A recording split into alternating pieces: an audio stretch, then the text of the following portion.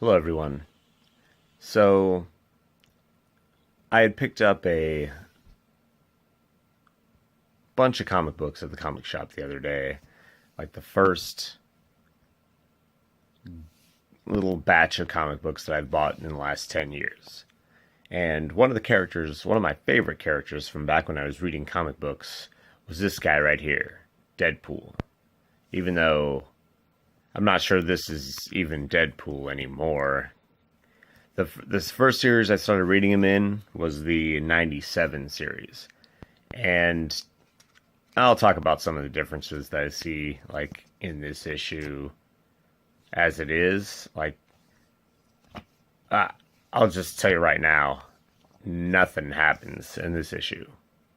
Like, nothing at all. Like, I don't know what happened to this dude, but he lost his sense of humor or something. Anyway, Deadpool number 32. It's obviously the Secret Empire tie-in to for Deadpool, so let's take a look at it. His first page is classic. Like he's had this page like for a long time. Even in his classic series, like I think I remember this page. But he's used to have like there was always a lot more dialogue, like dialogue balloons. Like he would like a page like this, or like any page where like this would have dialogue balloons like up and down everything, like just with funny like things that he's saying as things are going on, like this action scene. Like anyway, let's try to stay in order. But anyway, so here we go. So Deadpool has joined Hydra Captain America, like joined the Nazis. So he's a bad guy now, even though he was a bad guy before, or anti-hero. So he's joined Hydra. I guess he killed Agent Coulson. Then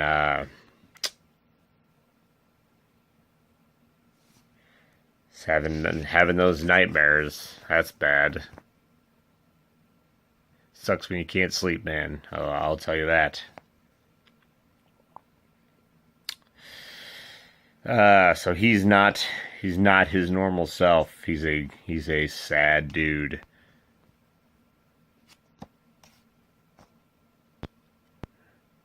So I guess they've introduced his daughter as part of his mythos here now. He has a daughter, and she has to go to school. That's the big plot line of this comic, is that she's having a bad time in school. We can all relate, right?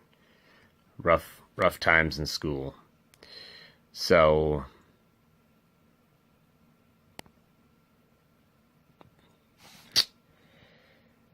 yeah, she's having a rough time in school, and now, yeah, they're burning books. These Hydra guys are just burning those books. We can't put the parallels on to the Nazis.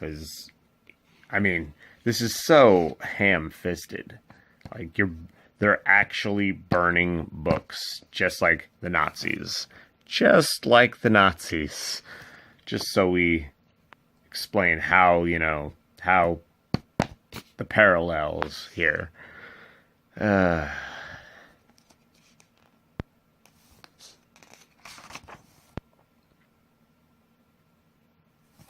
So now Deadpool's trying to hunt down the remainder of this resistance.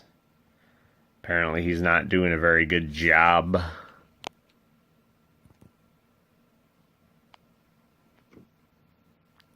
So they call Steve Rogers, I noticed they call him Supreme Leader Rogers. I don't know if that's like supposed to be,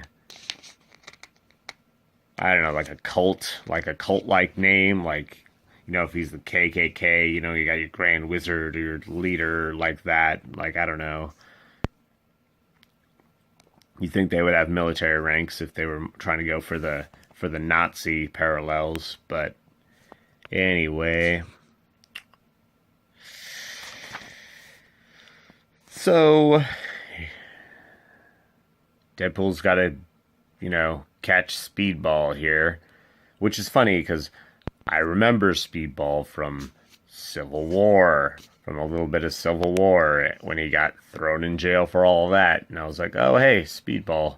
Wasn't he about in that Civil War comic that I remember, kind of? I tried to blot out from my memory since it drove me from comics, but anyway, it's funny because Deadpool kind of references that a little bit later. But these jokes that he's spitting out, I did not crack a smile. They're pretty bad. I think writing for Deadpool is actually pretty difficult. Writing for a funny character is actually pretty difficult because you have to have a sense of humor yourself.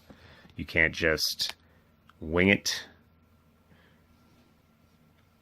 Catches Speedball monologuing or grandstanding, just like in The Incredibles. Or anyway, like kind of like The Incredibles, catching the villain monologuing. Anyway,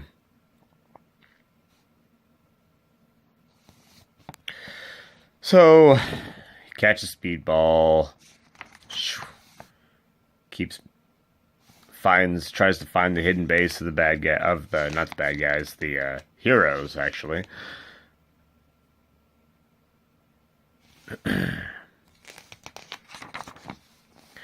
Finds their hidden base. Comes back to his daughter doesn't like the school. That sucks. And then his daughter's having more problems in school. And then he tells them that there's no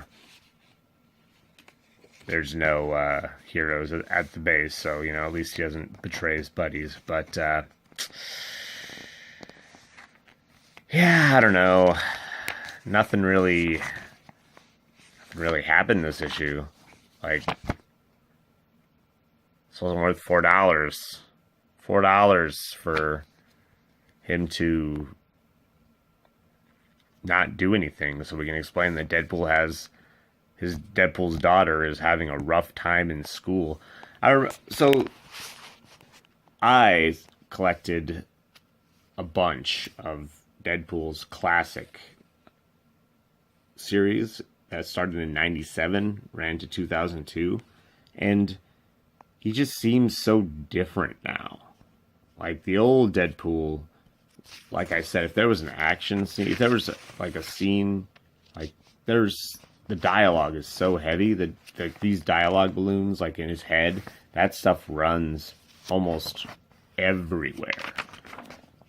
They barely, like there's a little bit of that places, but not nearly as much.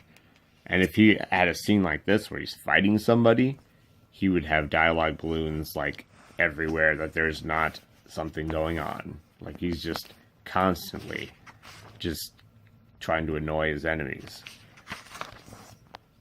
But kind of like Spider-Man, where he's quick-witted, he's quick on the draw, and he's talking to distract his enemies. But this version of Deadpool is just kind of like a quip machine. Like he's trying to quip or reference things. Got to remember to check yourself before wrecking yourself. You guys remember that? That's funny. Um, yeah, he just seems like a reference machine instead of instead of being funny, instead of having telling jokes, he's just referencing things. And Deadpool Classic, like he was fighting the Hulk one issue, like in a single issue of Deadpool Classic, he fought the Hulk, he beat the Hulk, kind of like jumped out of the way of this steel beam. Hulk impales himself on this steel beam, and it's like a weak version of the Hulk. So Deadpool wins technically. He doesn't like actually defeat him, but and then he used to have his own villains that were kind of fun. He had this guy named T-Ray who had this bandage over his nose, and like a bunch of other characters that were all dedicated to him. And that seemed to work a lot better for Deadpool, I think, than Deadpool interacting so much with the actual Marvel universe. Like, I think he can interact with it a little bit, but all this interaction seems just having him be around all the time. And I looked up how many Deadpool comic books there are now. There are so many Deadpool comic books, and it's like, you don't need that many for Deadpool. He needs like one series and maybe a team up book, and that's it. Like, that's all he needs. He doesn't need to show up in everything. Like, the Cable Deadpool book was great. Like, that was great. That's perfect. You have two characters. They're a straight-laced guy and a comedian, and they play off of each other, and that's funny. Anyway, can I recommend this book? No, not as a way to jump into the character, not as a way to... If you want to jump into Deadpool, pick up Volume 1 of the Deadpool Classic. They call it Deadpool Classic. I saw it at the comic store the other day, and I think I'm going to pick it up. But it's all the classic stories. Deadpool fights the Hulk. Deadpool fights Captain America in that book. He kicks Captain America square in the junk. And Captain America wears this giant robot suit. It's pretty giant power armor. It's a pretty great series. And a lot more happens during it about the character. Like, this stuff is just like, he's quipping, he's not doing very much. I guess he caught Speedball, but who cares about Speedball?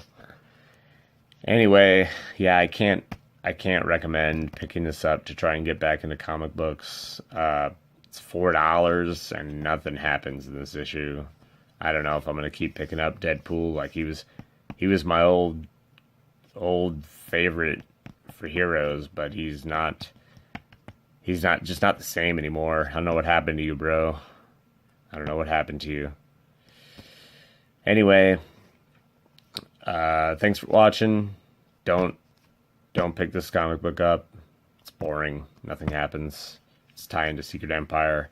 There's enough of those already. So, anyway, tell me what you think. All right, thanks.